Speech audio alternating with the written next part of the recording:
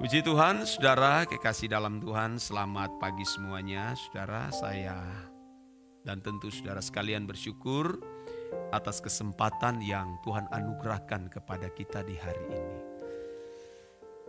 Ada hal yang saya harus kemukakan kepada saudara sekalian bahwa yang harus kita khawatirkan adalah ketika seseorang terbuang ke api kekal. Ini yang mestinya harus kita khawatirkan. Ini yang mestinya kekhawatiran yang positif. Tetapi pada umumnya, saudara, sebagian besar orang, termasuk orang-orang Kristen, memiliki kekhawatiran yang negatif. Tentu kekhawatiran yang negatif ini maksudnya adalah kekhawatiran yang hanya menyangkut soal pemenuhan kebutuhan jasmani. Khawatir akan hari esok. Jangan-jangan kita tidak punya ini, punya itu. Jangan-jangan tidak punya rumah, jangan-jangan tidak punya mobil. Dan lain sebagainya, saudara. Itu sebenarnya kekhawatiran yang negatif. Padahal Tuhan sudah mengatakan, jangan kamu khawatir akan apa yang akan kamu makan, apa yang akan kamu minum, pakai. Karena semua itu dicari oleh bangsa-bangsa yang tidak mengenal Allah, saudara. Kekhawatiran yang positif itu adalah yang harus kita perkarakan kalau seseorang terbuang ke api kekal. Sebab itu tertulis dalam Wahyu pasal 20 ayat 15. Ini harus saudara ketahui. Coba lihat saudara, Wahyu pasal 20 ayat yang ke-15. Dan setiap orang yang tidak ditemukan namanya tertulis di kitab kehidupan itu. Jika tidak ditemukan namanya tertulis di kitab kehidupan itu, ia dilempar ke dalam lautan api itu, saudara. Dilemparkan ke dalam lautan api. Ini kematian kedua. Tuhan jelas mengatakan jangan kamu takut kepada mereka yang dapat membunuh tubuh, soma ini. Tapi takutlah kepada Dia yang dapat membinasakan jiwa maupun roh ke dalam neraka. Jadi mestinya kita harus memiliki kekhawatiran ini. Jangan khawatir dengan hal-hal yang lain, saudara. Kalau di dalam Matius pasal yang Matius 6 ayat yang ke-25 kan, ya kita baca ayat itu supaya jelas, saudara. Matius pasal 6 ayat 25 ya saudara, sampai ayat yang ke-34.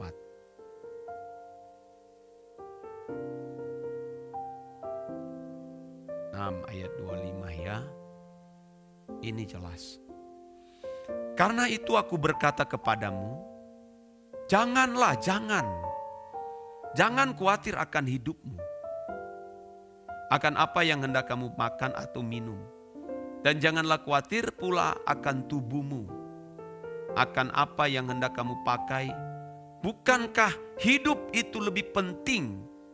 Nah, kata hidup ini tidak menunjuk kepada hidup manusia yang seperti makhluk pada umumnya. Ya saudara. Tapi hidup di sini menunjuk kepada jiwa. Jiwa itu teks aslinya adalah suke. Jiwa. Bukankah hidup itu lebih penting, jiwa itu lebih penting, saudara. Daripada makanan, dan tubuh itu lebih penting daripada pakaian. Nah, kalau kita membaca ayat selanjutnya terus-terus, ya saudara, kita akan menemukan, ya, di ayat 31 ya saudara. Sebab itu janganlah kamu khawatir dan berkata, apakah yang akan kami makan, apakah yang akan kami minum, apakah yang akan kami pakai. Semua itu dicari bangsa-bangsa yang tidak mengenal Allah.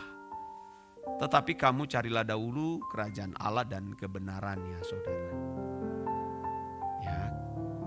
Jadi hal yang prioritas adalah kekhawatiran akan kekekalan. Bukan kekhawatiran akan dunia ini, saudara. Jangan sampai saudara kita terjebak dengan masalah-masalah di dunia ini. Ya, kita punya pegangan, kita punya jurus yang harus kita pegang, itu dia. 1 Timotius 6:8, asal ada makanan pakaian cukup. Cukupkanlah dirimu dengan apa yang ada padamu. Ya. Tuhan tahu bagaimana membuat kita cukup, merasa cukup, tidak berkekurangan. Tuhan tahu bagaimana membuat kita cukup. Ya, kalau Tuhan mengizinkan seseorang harus menjadi kaya, tentu di dalamnya ada proyek besar. Proyek pekerjaan Allah yang harus dia selesaikan. Tuhan mempercayakan uang banyak, tapi itu kan bukan untuk kepentingan kita. Tapi ada proyek keselamatan jiwa-jiwa yang harus kita kerjakan, saudara.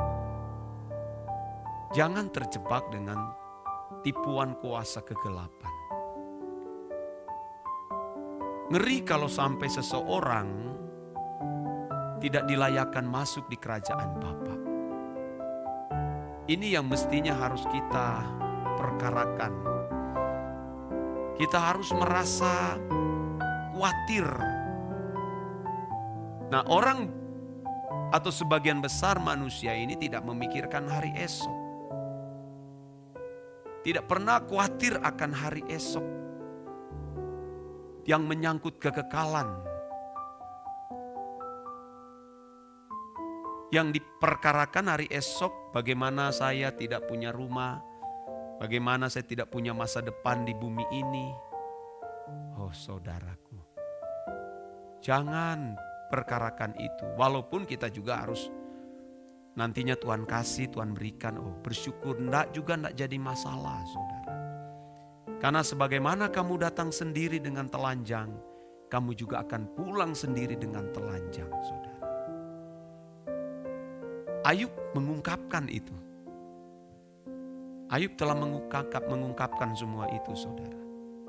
Nah, itu sebabnya saudara, kita masih diberi kesempatan oleh Tuhan. Ayo milikilah kekhawatiran yang positif.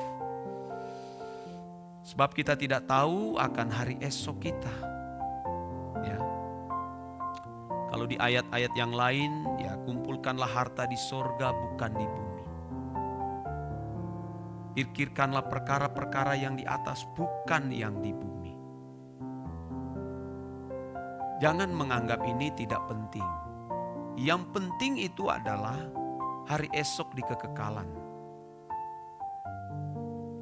Kalau sudah memandang hari esok di kekekalan itu menjadi hal yang penting, ya, yang di bumi ini saudara tidak menjadi penting bagi kita. Walaupun juga kita harus memiliki itu. Tapi tidak menjadi penting atau menjadi utama, saudara. Sebab hidup kita ini kan hanya seperti uap. Kalau saya ambil air panas, saudaraku, saya tuangkan di mangkuk ini, menguap dia. Tunggu enggak sampai 5 menit habis uapnya, saudara. Lenyap. Demikian hidup kita ini, saudara. Apa sih yang harus kita perkarakan ini? Jangan terjebak dengan tipuan kuasa kegelapan. Menipu dengan banyak hal. Iblis tidak datang dengan menakut-nakuti kita, dengan membawa ancaman, dengan membawa pedang atau tombak. dengan senjata untuk menembak kita atau meneror kita. Dia menawarkan dengan kesenangan dunia, saudara. Dia tawarkan kita dengan segala kesenangan gairah-gairah yang tidak sesuai dengan gairah Tuhan, gairah anak Allah. Dan dia menjebak kita, akhirnya menjerumuskan kita ke dalam api kekal. Dia membelokkan cinta kita kepada Tuhan, saudara. Sehingga Tuhan tidak menjadi utama di dalam hidup kita. Nah, tentu ajaran ini, saudara, mau mengembalikan Injil yang murni, saudaraku. Bagaimana membangun relasi dengan Allah. Setan membuat banyak kekacauan, membuat banyak kesibukan, saudara. Sehingga saudara fokus kita beralih kepada kesibukan itu. Sehingga seseorang tidak bisa lagi dapat membangun cinta dengan Tuhan. Tidak membangun relasi dengan Dia. Dan ini bukan hanya terjadi di luar lingkungan gereja, tetapi justru juga terjadi di dalam gereja. Tipuan-tipuan kuasa kegelapan menyimpangkan pikiran manusia. Kalau Paulus bahasakan, mengapa secepat itu kamu berbalik daripada Tuhan? Hanya karena ada yang mempesona kamu. Wah, saudara, tidak mudah, saudara. Dunia ini begitu mengerikan. Ya, membuat seseorang tidak bisa lagi membangun cinta dengan Tuhan. Milikilah rasa cukup dan jangan khawatir akan hari esok. Saudara mau menikah atau tidak mau menikah, mau punya anak, tidak mempunyai anak, tidak ada urusan itu dengan kekekalan. Tapi kalau Tuhan kehendaki, ya bersyukur, tidak menjadi masalah. Sebab kamu datang sendiri, kamu pulang dengan sendirinya. Ingat itu, saudaraku, ya. Semua yang kita cari itu akan ditinggalkan semua. Akan menjadi rampasan orang-orang yang tidak takut akan Allah. Oleh sebab itu, saudara, arahkan hatimu kepada Tuhan. Carilah Tuhan selagi Ia masih dapat ditemui. Ini menjadi pesan Tuhan bagi kita sekalian. Amin.